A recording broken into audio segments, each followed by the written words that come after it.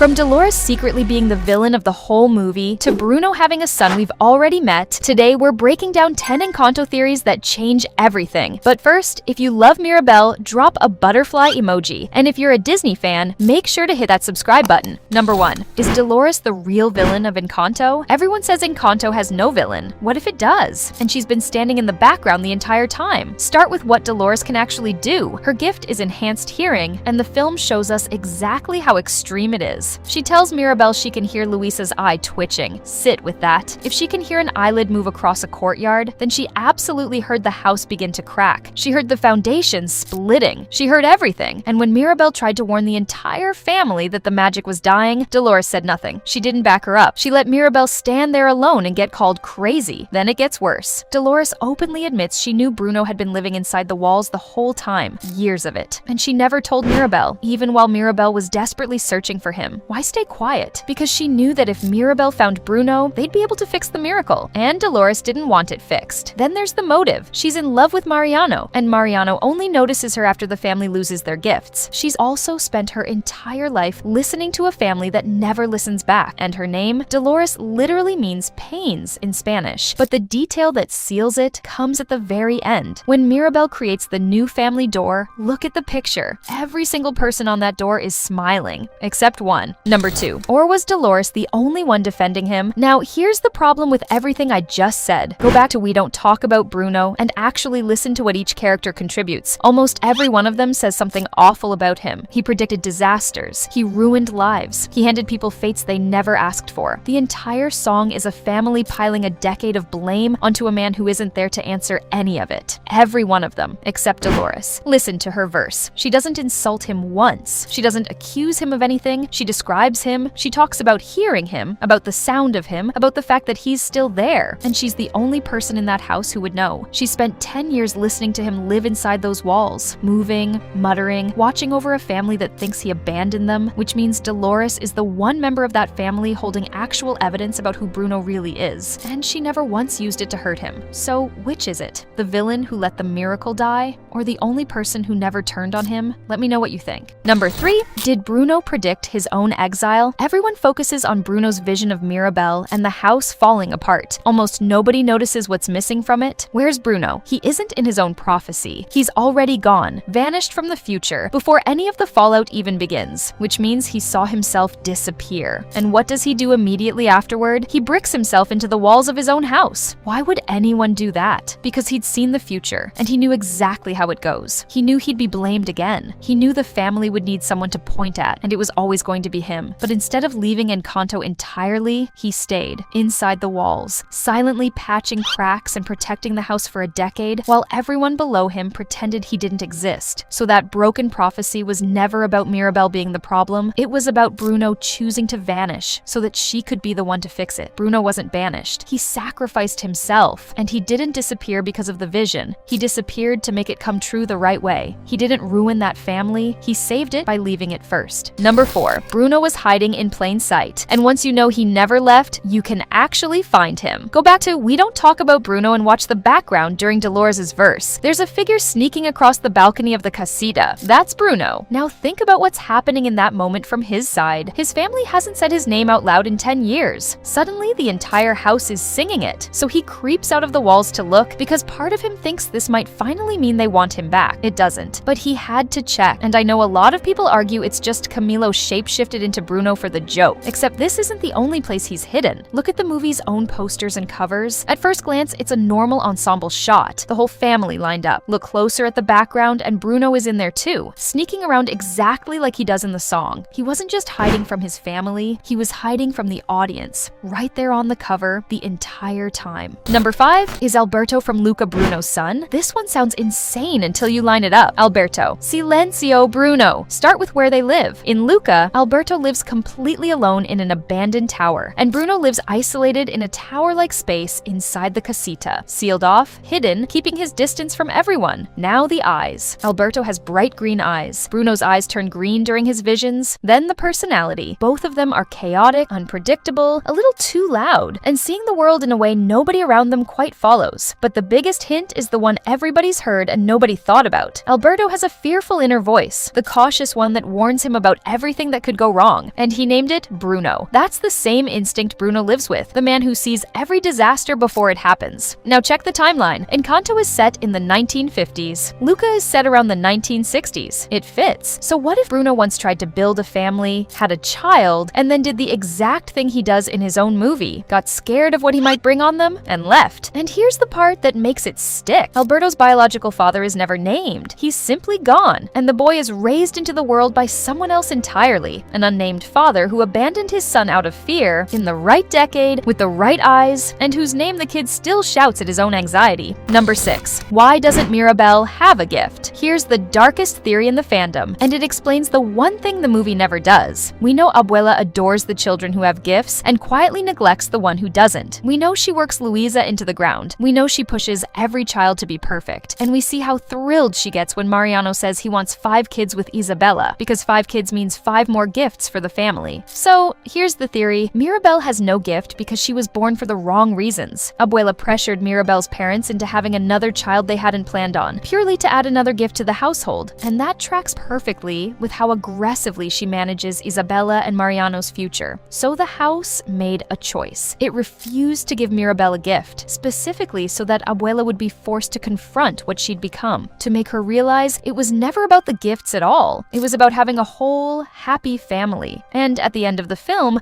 Abuela admits it herself. She lost sight of her family. The miracle didn't fail Mirabel. It used her. Number 7. Why Abuela pushes Isabela so hard. This one clicked for me on a rewatch, and it recontextualizes the entire Isabela storyline. Look at Abuela when she was young, and then look at Isabela. They look strikingly similar. Same posture, same poise, same perfect one energy. Now look at who Abuela handpicks as Isabela's suitor, Mariano, and put Mariano next to Pedro, the husband Abuela lost on the night the miracle was born. He looks like him. So Abuela isn't just being controlling, she's rebuilding. She pours everything into Isabela, the pressure, the expectations, the flawless image, because Isabela is the version of herself who gets to keep her life. The wedding Abuela never had, the husband she never grew old with, the future the soldiers took from her. She isn't planning Isabela's life, she's replaying her own with a better ending. Number 8. The Madrigal gifts were built for war. We all assume the gifts exist to help the village, heal people, grow food, carry things, build homes, a community that takes care of itself. There's a theory that they were never meant for peace at all. Think about how the miracle was actually created. It didn't appear during a happy moment. It appeared the night Abuela's husband Pedro was killed by soldiers as she fled with 3 newborns and nothing else. The magic was born out of a massacre. So what would a miracle created in that exact moment be designed to do? Not flower arranging. It would be built so that it never happens again. And once you look at the gifts as assignments, the roster is terrifying.